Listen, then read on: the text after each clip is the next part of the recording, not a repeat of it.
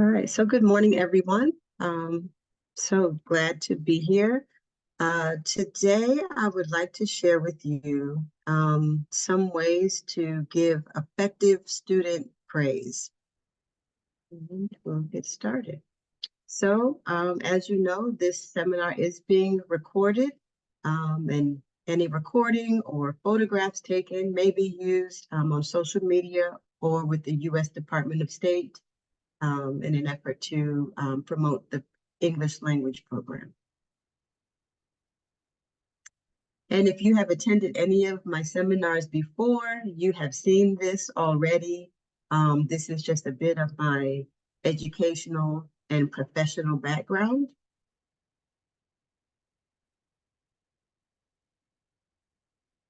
But today I'd like to share a little bit, something new about myself and where I'm from. I'm from the United States, specifically the state of Georgia.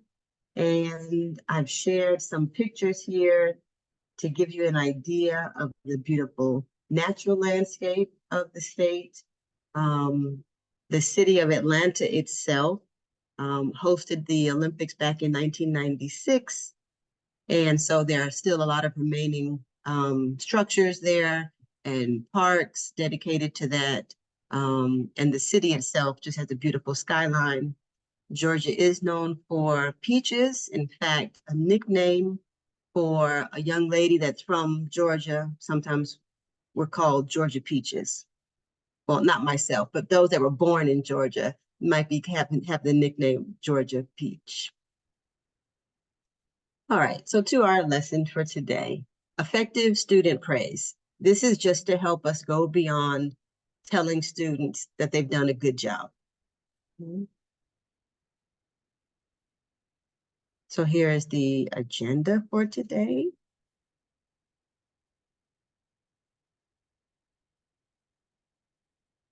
And again, I love it when attendees are interactive. So if there's a time where I ask for questions or answers or your experience, please participate by writing in the chat box. So just to start off, I'd like to get an idea of why. Why do you give your students praise? So if you could, in the chat box, just give me 1 or 2 reasons you give your students praise.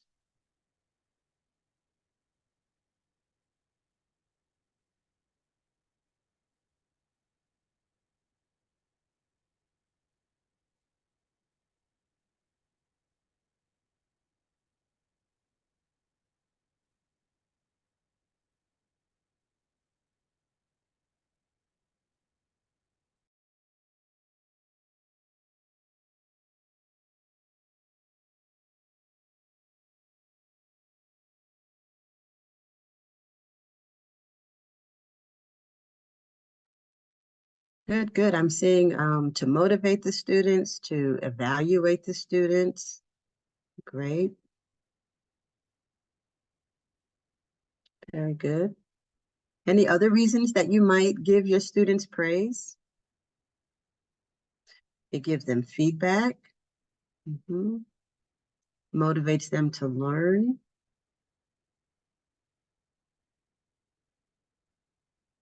Okay, it helps the teachers helps us to maybe monitor progress.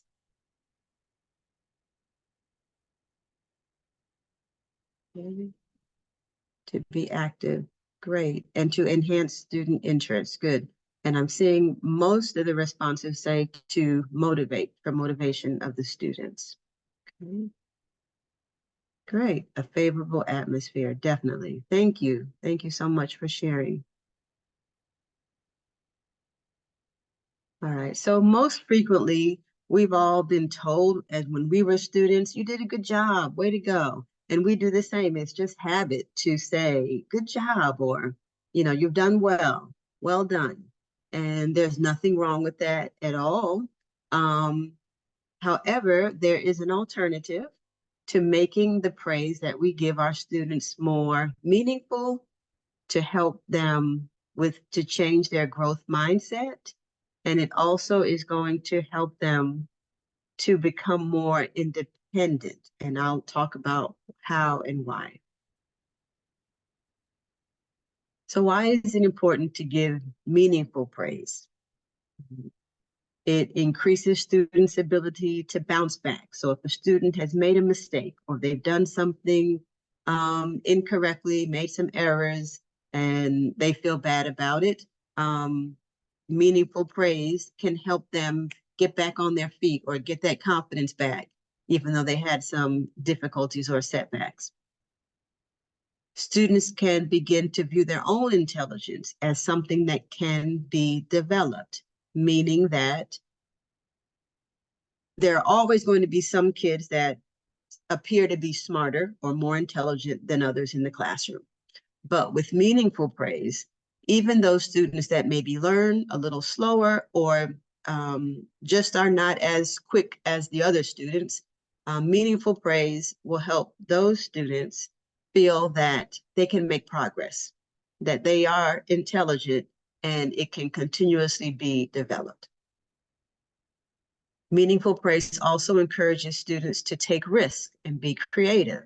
So one of the comments in the chat box was that it creates a favorable classroom environment. And that's what meaningful praise will help do as well. The students won't be afraid to take risks. They might not know the right answer, but they'll try anyway.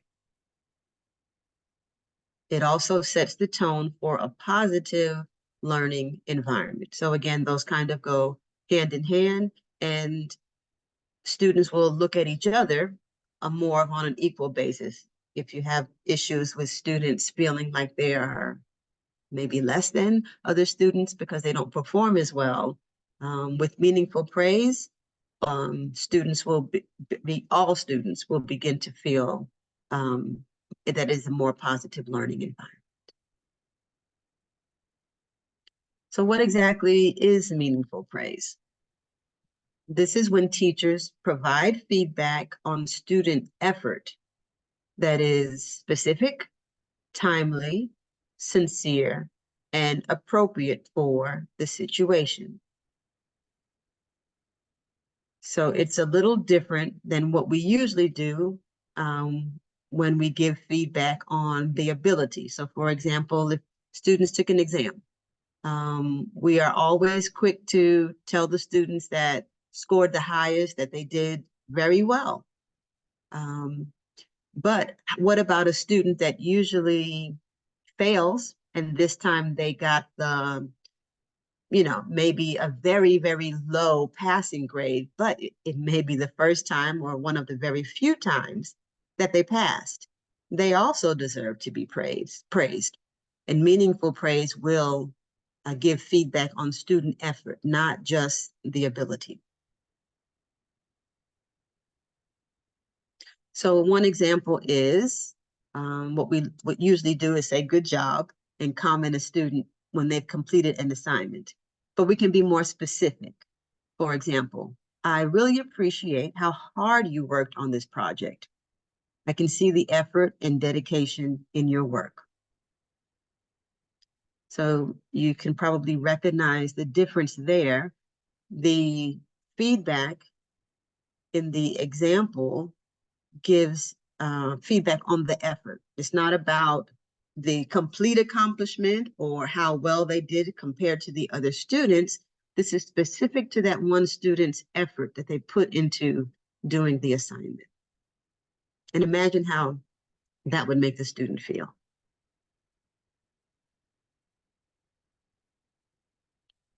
So something that I read this is by Blackburn. She gives an acronym for the word praise, specifically meaningful praise. The P stands for positive. All praise is positive, but meaningful praise reinforces high expectations.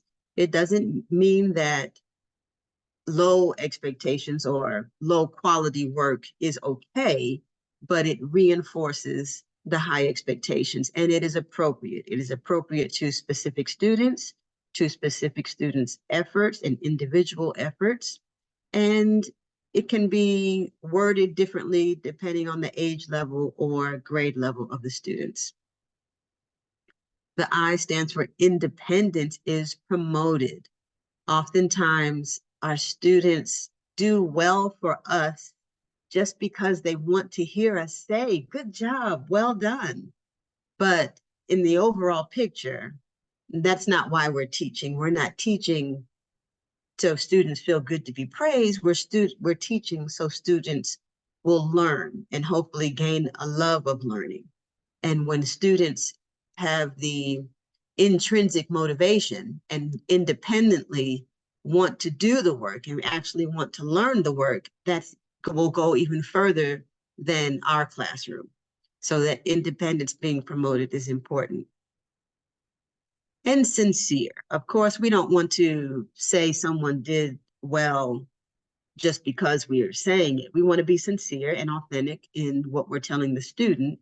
And that's what makes this meaningful, because it is focused on what the child or the student has done. And their effort and progress are noted.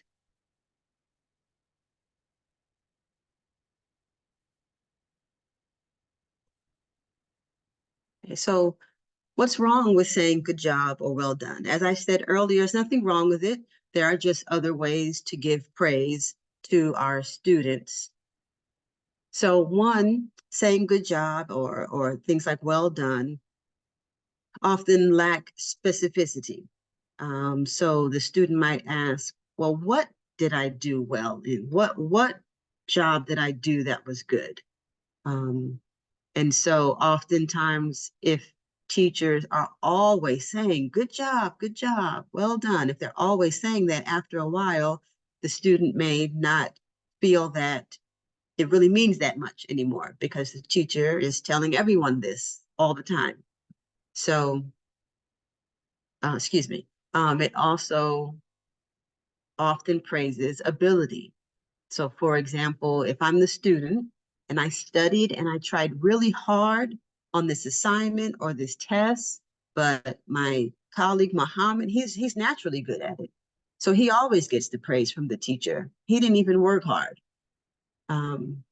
This is why we have to be careful about how we phrase things, and be careful with always giving generic praise to our students. And I would like to show you a video that talks about how to go from generic praise to specific or effective praise. It is about 3 minutes, but I think it's a very good example.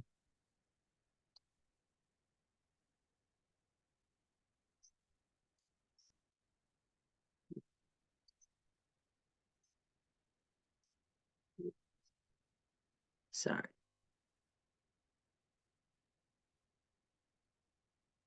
Let me make sure you can hear the video.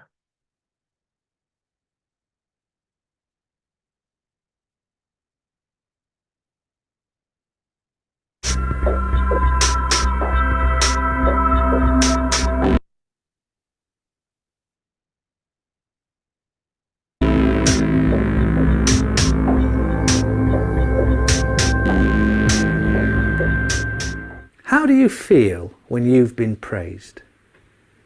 It's the most powerful, motivating force known to humankind, as long as it's genuine and it's specific. Teachers then can use this in their classrooms to motivate their youngsters. However, it can be done well, but it can also be done less well. There are actually 8 types of praise you can give your students, ranging from the less effective to the really powerful and highly effective.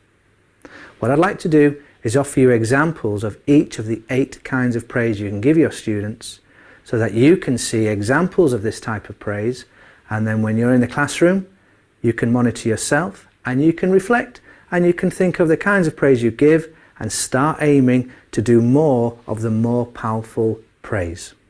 So here we go.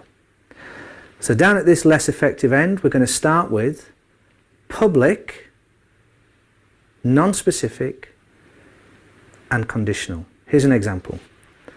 Well done everybody, you are fantastic today. Make sure you like that tomorrow when I see you. Away you go. What do you think? Do all the students in that class know they've been praised? Some may not. So that's the first one. The second one, it's still public, it's still non-specific, but this time it's unconditional. So here we go. Well done everybody, today you are absolutely fantastic. Away you go. Let's move to slightly more effective then. We're going to make it public still, but this time we're going to start to be specific. However, we might make it conditional. So here's an example. Well done everybody. Today you were great because you lined up really nicely and really quietly, but make sure you like that tomorrow. Not as good as the next one, which is going to be public, specific, but unconditional. Example. Well done everybody. Today you were absolutely fantastic. You lined up brilliantly. Away you go. So there we have 4 ways of praising our students, all public. But what you want to know is, how do I use those techniques I described earlier that are around the idea of private praise to the individual? So next time we'll talk about 4 strategies. Okay, so that was his first video, and I wanted to share that with you just to give you a guide on how to increase the effectiveness of praises in the classroom. Perhaps on another session, we can talk about the private praise. Okay, so if you would, in the chat box, just based on that video, with the different levels of praise, if you learned something from that, or there's something you think you could do differently, please put that in the chat box. So again, the task is to think about the video you just saw, and if there was anything new that you learned from that, or anything that you think you can use from that, please put it in the chat box.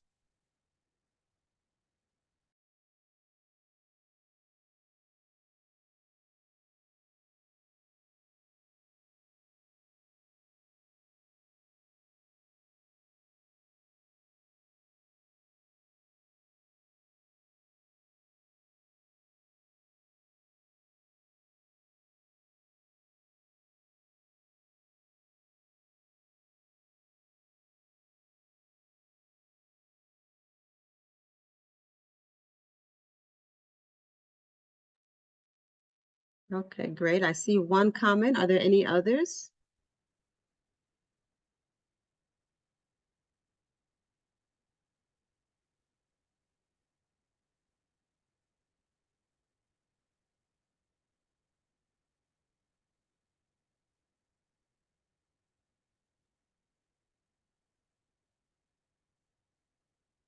Okay, yes, he explained public praise.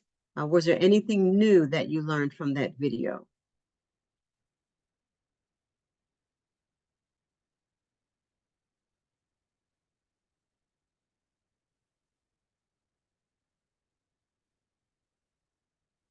Okay, all right. So maybe this was, okay, good. So the non-specific praise was new. Okay, good, good.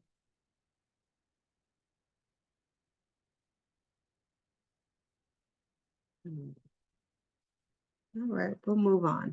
And so, speaking of non-specific, that is the reason for the topic of today's seminar, because we're talking about effective praise. That means that you have to be specific in what you're praising the student for.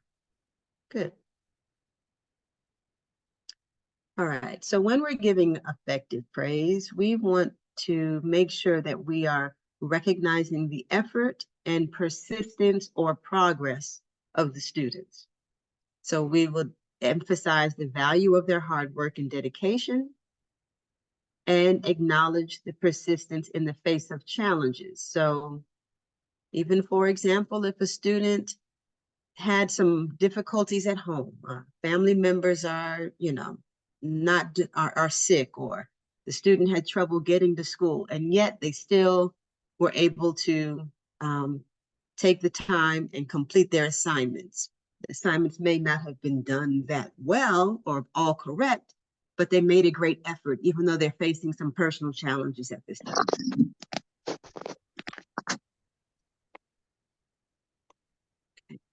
So also, wanted to give you some examples of some things you can say to students when they are facing some challenges. And again, we're keeping in mind progress as well. Not always doing an excellent job at something or making that 100% or perfect attendance, but there are things that we can still praise students for. And I want to share some examples of things that you can say or write on as comments on their work.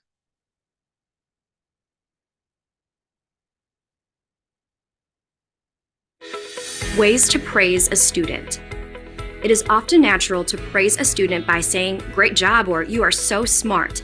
Instead of giving vague praise or praising a student's intelligence, consider praising their efforts. This will help a student develop a growth mindset, which helps them learn that they can improve and achieve their goals.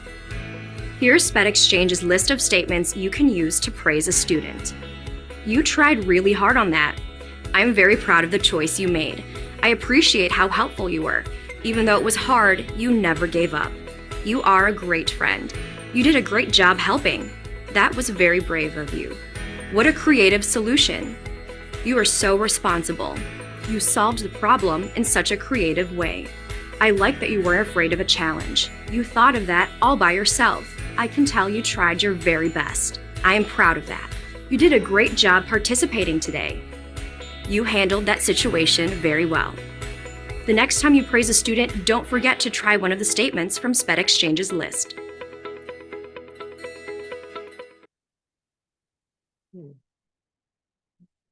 Great. So those are some examples of things you can say. And if you notice, a lot of those don't necessarily go along with a task or assignment, but they are praising student behavior.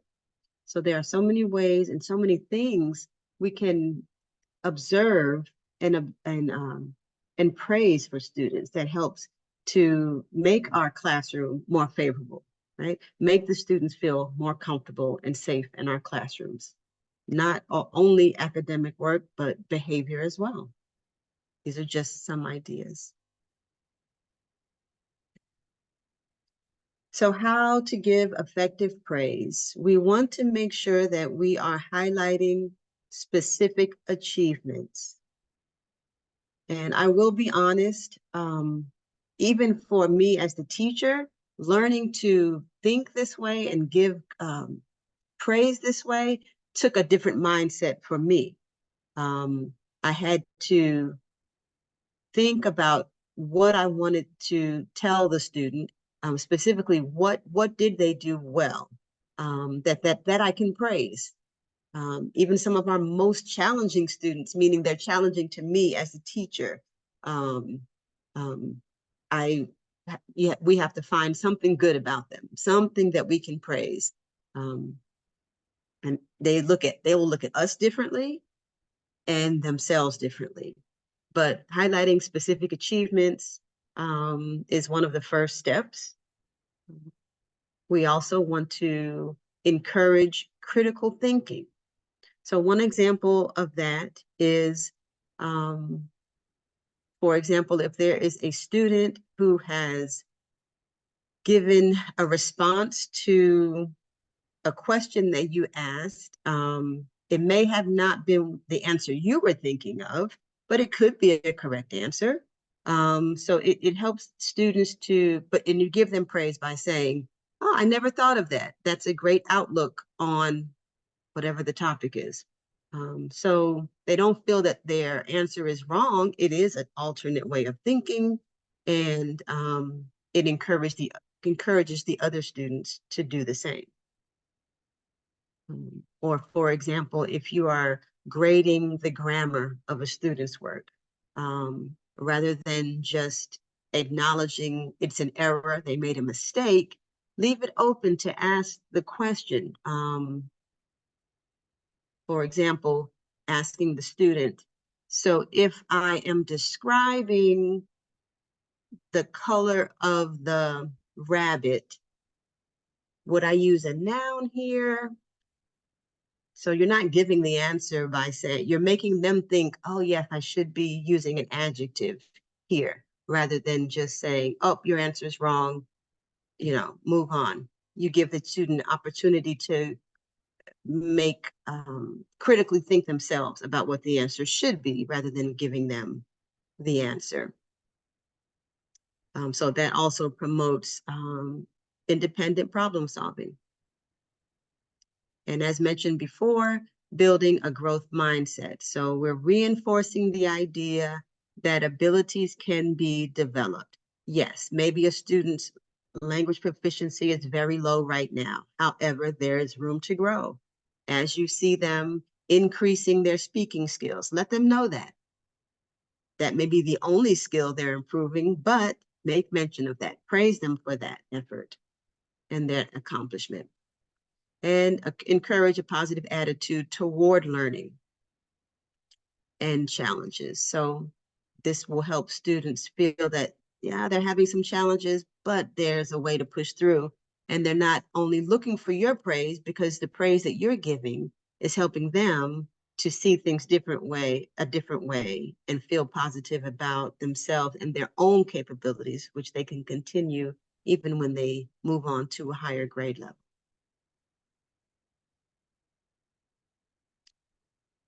We talked, if you were in one of my sessions before, we talked about learning goals and content goals. And aligning praise with those educational objectives is also very important. So for example, if you're having a private conference with the student, maybe they didn't do so well, their scores are low. However, they showed significant improvement from the previous quarter or semester. Make note of that. When students feel that they are growing or improving, they will continue to improve. They may not hit that 100% mark of perfection, but if you can get them to just at least keep moving up, keep progressing, they will start to do that independently without you having to say anything to them. At least that's been my experience. And demonstrate the relevance of achievements compared to overall progress. We also want to give them personalized feedback. So if they're doing an assignment, you can always write this on their papers or on the assignments. You want to recognize individual strengths and areas of improvement. So some examples are here. If you're giving general feedback to students, one example is, you're on the right track. By starting to study for the exam earlier, you may be able to retain more knowledge on exam day. So looking at that comment, that tells me the student didn't do so well, but I'm not making note that they didn't do well. I'm just simply letting them know they're on the right track, meaning they're progressing. But I'm also giving some feedback and letting them know how they can independently build a habit to do better.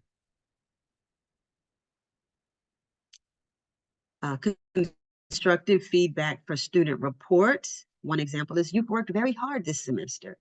Next semester, work on being more consistent with your homework. So this is specific feedback. You did okay, you did okay this semester, but next semester, let's do better. But this is a way that you can do better specifically. And then constructive feedback, for example, for an essay. Your writing style is good, but you need to use more academic references in your paragraphs. So giving students specific constructive feedback helps them to know exactly where they can do better or where they didn't do so well. And it helps them to independently start working on those things. if we just tell them, good job, you know, you did good on the exam, or you did well this semester, or your essay was good, they wouldn't know exactly what they did well with or what they need to work on. And that's why this constructive specific feedback is so important.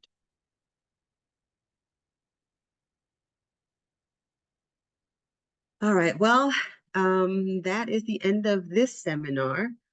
These are the references that I used for the information. And these are the video links to the videos I had. There were some other videos I thought were really great, but I just couldn't fit them in the presentation. But, you know, in the future, if you'd like to take a look at them. And then if anyone's interested in cultural exchange programs. But I want to thank you so much for your time today. And I would like to open it up to any questions that you have. I do love when people ask questions. So if you have any questions, please type them in the chat. If you don't have questions, you are welcome to use your phone to scan the QR code here to my